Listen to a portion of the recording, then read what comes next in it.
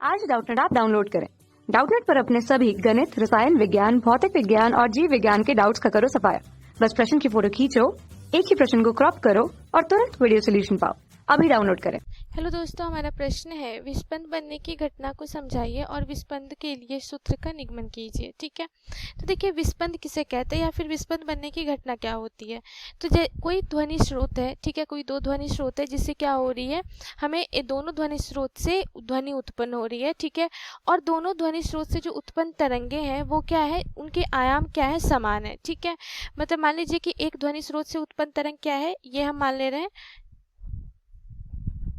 ठीक है, एक ध्वनि स्रोत से उत्पन्न तरंग की ध्वनि तरंग ये ए है, ठीक है, और दूसरे से उत्पन्न ध्वनि तरंग क्या है, ये बी है। ठीक है, इन दोनों ध्वनि तरंगों का आयाम क्या होना चाहिए, समान होना चाहिए, लेकिन इनकी आवृत्तियां में क्या होनी चाहिए, अंतर होनी चाहिए। मतलब ये कुछ F1 आवृत्ति की है, ये कुछ F2 आवृत्ति की है, दोनों के आवृत्तियों में क्या है, अंतर है। ठीक है, तो जब ये दोनों ध्वनि तरंग क्या हो रहे होते हैं, माध्यम में संचरित होते हैं एक ही दिशा में। ठीक है, तो इनका क्या होता है, अध्यारोपण होता है, और अध्यारोपण के फलस्वरूप जो हमें परिणामी तरंग मिलती है उसकी जो तीव्रता होती है ध्वनि तरंग की, वो क्या होती है, माध्यम के किसी बिंदु पे हमें अधिकतम प्राप्त होती है।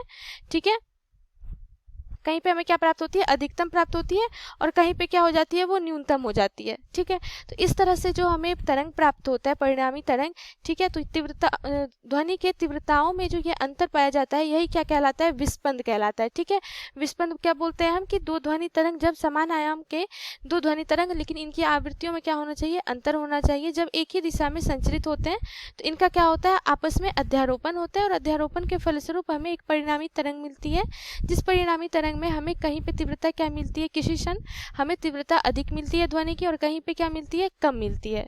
ठीक है, तीव्रता क्या होती है, कहीं पे हमें अधिकतम और न्यूनतम इस तरह से हमें प्राप्त होती है, और इसी को हम क्या कहते हैं, तीव्रताओं में जो ये अंतर होता है ये क्या कहलाता है, विस्पंद कहलाता है।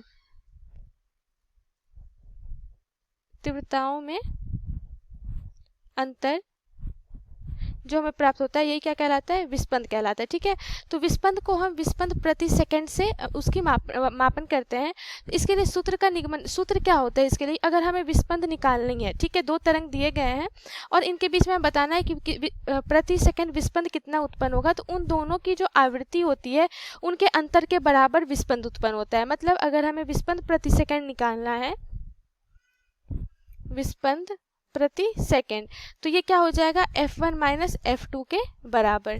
ठीक है, इन दोनों के तीव्रताओं के अंतर के बराबर ही हमें क्या प्राप्त होता है, विस्पंद प्रति सेकंड का मान हमें प्राप्त होता है। ठीक, धन्यवाद। कक्षा 6 से 12वीं से लेकर नीट, IIT, JEE वो एडवांस के लेवल तक 1 करोड़ से ज्यादा छात्रों का भरोसा। आज ही डाउनलोड करें डाउटनेट ऐप या व्हाट्सएप करें अपने सारे डाउट्स 8400 400 400 पर।